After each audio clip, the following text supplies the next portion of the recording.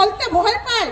আগে আমরা কোনো ঘটনা ঘটতো, সে চোর হোক বা অ্যাক্সিডেন্ট হোক বা যে কোনো ঘটনাই ঘটুক না কেন, সেই ঘটনাকে আমরা তাৎপর্যপূর্ণ সেই ঘটনাকে বিস্তারিত জানার চেষ্টা করতাম।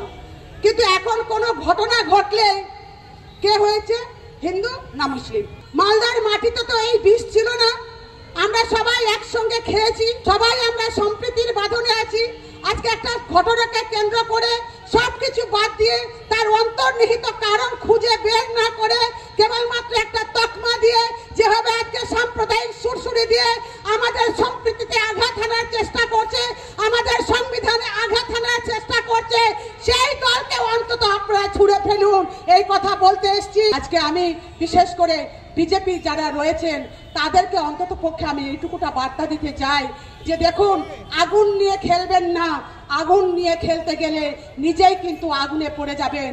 আজকে এখনো পর্যন্ত আমি মনে করি বাংলার মানুষ খুব শান্ত, তাই প্রতি মুহূর্তে যেখানেই যাচ্ছেন যে বক্তব্যগুলো আপনারা দিচ্ছেন, যদি পাবলিক খেপে যায় আপনাদেরকে কিন্তু ছাড়বে না, এটা মাথায় রাখবেন।